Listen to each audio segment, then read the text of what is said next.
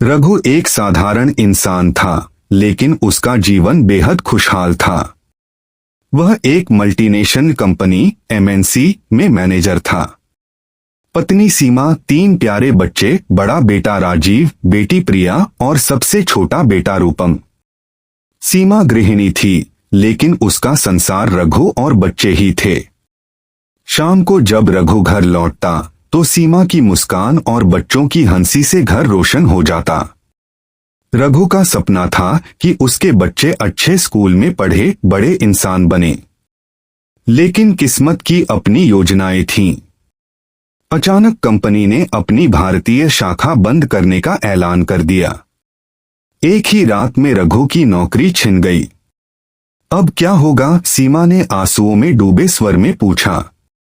रघु ने हाथ पकड़कर कहा, चिंता मत करो, मैं हूं ना। लेकिन कई महीने तक नौकरी न मिली। कर्ज बढ़ता गया, खर्चे रुकने का नाम नहीं ले रहे थे। और तभी दूसरा वज्रपात हुआ। सीमा को गंभीर लिवर की बीमारी हो गई। इलाज के लिए पैसे नहीं थे। रघु ने अपनी सारी बचत, गहने, यहां तक कि घर का फर्नीचर तक बेच डाला। पर किस्मत फिर हार गई। एक दिन सीमा ने अंतिम सांसें ले लीं। रघु की दुनिया बिखर गई। बच्चे छोटे थे। भूख और पढ़ाई दोनों का सवाल था। रघु टूट चुका था, लेकिन बच्चों के लिए जीना ही था। एक दिन उसने पास के स्कूल में चौकीदार की नौकरी स्वीकार कर ली। एक समय का मैनेजर अब फटेहाल वर्दी पहनकर गेट पर खड़ा रहता। लोग हंसते, अरे ये तो वही है ना जो पहले बड़ी कंपनी में था। रघु सुनता पर चुप रहता। रात को बच्चों को देखकर वह कहता, तुम सब पढ़ाई करना, एक दिन बड़े आदमी बनना। तुम्हें मेरी तरह झुकना न पड़े। राजीव मेहनती था। प्रिया बहुत समझदार और संवेदनशील। रूपम छोटा था लेकिन पढ़ाई में तेज। तीनों ने पिता की मेहनत को देखा और ठान लिया कि उन्हें पिता की तपस्या सफल करनी है। रघु सुबह जल्दी उठकर ड्यूटी पर जाता। दोपहर में घर आकर बच्चों को खाना खिलाता, होमवर्क देखता, फिर शाम को फिर से गेट पर खड़ा हो जाता। बरसात की रातें, कड़कड़ाती सर्दी या तपती धूप, चौकीदार की कुर्सी उसकी किस्मत बन चुकी थी। कभी जेब में पैसे नहीं होते तो खुद भूखा रहकर बच्चों के लिए दूध और रोटी लाता। कभी नई किताबों के लिए चौकीदारी के ओवरटाइम करता। और इस सब के बीच सीमा की यादें उसे हर पल काटती रहती।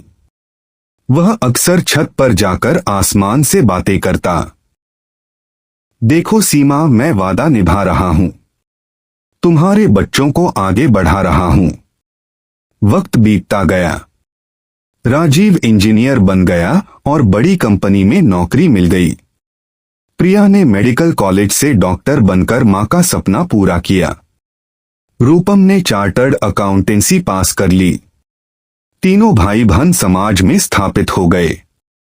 अब वे पिता से कहते, पापा अब बस कीजिए, अब हम आपके लिए सब करेंगे, आप नौकरी छोड़ दीजिए।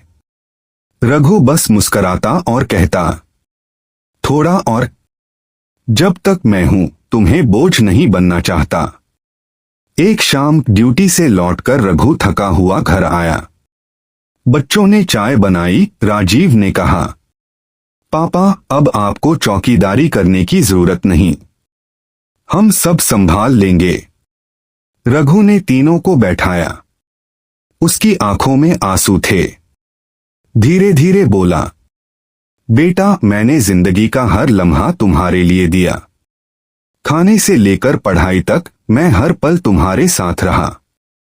पर एक गलती रह गई, मैं तुम्हारी मां के साथ पल भर भी जी न सका। उसे हमेशा अकेलेपन और बीमारी में छोड़ दिया। कल सुबह मैं निकल जाऊंगा, इस घर से दूर, इस शहर से दूर, पैदल चलकर उस अनजाने रास्ते पर जहां हर पल मैं अपनी सीमा के साथ जी पाऊंगा। बच्चों की आंखों से आंसू बह निकले। पापा हमें मत छोड़िए, प्रिया चीख पड़ी। रघु ने उनके सिर पर हाथ रखकर कहा, तुम्हें छोड़कर नहीं जा रहा, आशीर्वाद देकर जा रहा हूं। अब तुम सब मेरे सपनों की दुनिया हो। तुम्हारी मां मेरा इंतजार कर रही है। मुझे जाना ही होगा। अगली सुबह सूरज की पहली किरण के साथ रघु अपने बच्चों को गले लगाकर निकल पड़ा। हाथ में केवल एक पुराना बैग और दिल में सीमा की यादें थीं। वह अनजाने रास्ते पर बढ़ता गया। परिवार के लिए पिता का त्याग सबसे बड़ा होता है। इंसानियत और संघर्ष जीवन का सच्चा आधार हैं। प्यार और रिश्ते ही जीवन का असली खजाना हैं।